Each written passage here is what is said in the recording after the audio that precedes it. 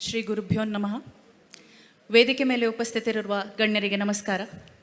ವೇದಿಕೆಗೆ ಆಗಮಿಸಿರುವಂತಹ ಅತಿಥಿಗಳಿಗೆ, ಮುಂಭಾಗದಲ್ಲಿ ಕೂತಿರುವಂತಹ ಗಣ್ಯರಿಗೆ ನನ್ನ ನಮಸ್ಕಾರಗಳು. ಹೆಚ್ಚು ಸಮಯ ತಗೊಳ್ಳಿಕ್ಕೆ ಹೋಗೋದಿಲ್ಲ. ಅವ್ರು ಹೇಳ್ದಾಗೆ ನನ್ನವರು ಕುಂಟಿಕಾನ ಕಾಸರಗೋಡು. ಸೊ ಚಿಕ್ಕವಳಿದ್ದಾಗಿಂದನೇ ಮಧೂರ್ ದೇವಸ್ಥಾನದಲ್ಲಿ ನನಗೆ ತುಂಬ ಒಳ್ಳೆಯ ಸವಿ ನೆನಪುಗಳಿದೆ.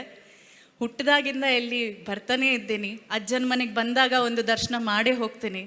ಸೊ ನಮ್ಮಲ್ಲಿ ಅವಾಗ ಏನಿತ್ತಂದರೆ, ಮಕ್ಳಿಗೆ ದೇವಸ್ಥಾನಕ್ಕೆ ಕರ್ಕೊಂಡು ಹೋಗ್ಬೇಕಂದ್ರೆ ಒಳ್ಳೆ ಬುದ್ಧಿ ಕಲಿಯಕ್ಕೆ ಹೋಗಬೇಕು ಗಣಪತಿ ಹತ್ರ ಅಂತ ಹೇಳೋದು ಅಮ್ಮ ಅಪ್ಪ.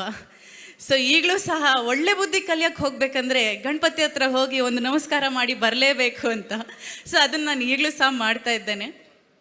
ಇವತ್ತು ಬ್ರಹ್ಮಕಲಶ ಮುಡುಪ ಸೇವೆಗೆ ಇಲ್ಲಿ ಬಂದು ಭಗವಂತನ ದರ್ಶನ ಮಾಡಿ ನನಗೆ ಬಹಳ ಖುಷಿ ಆಯಿತು. ಅರೇಂಜ್ಮೆಂಟ್ಸ್ ಎಲ್ಲ ತುಂಬ ಚೆನ್ನಾಗಾಗಿದೆ.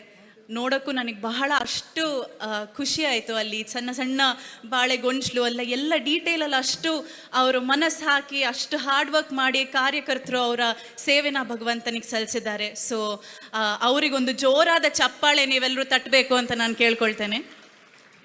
ಹಾಗಾಗಿ ಭಕ್ತಾದಿಗಳು ದೂರ ದೂರದಿಂದ ಇಲ್ಲಿ ದರ್ಶನಕ್ಕೆ ಬಂದಿದ್ದೀರಾ.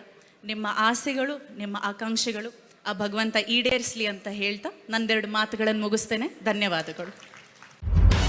ನಿಖರ ಸುದ್ದಿ, ಸದಭಿರುಚಿಯ ಕಾರ್ಯಕ್ರಮ. ನೀವು ನೋಡ್ತಾ ಇದ್ದೀರಾ ಕಹಳೆ ನ್ಯೂಸ್, ಸಮಾಜದ ಜಾಗೃತಿಗಾಗಿ ವಸ್ತುನಿಷ್ಠ ವರದಿ.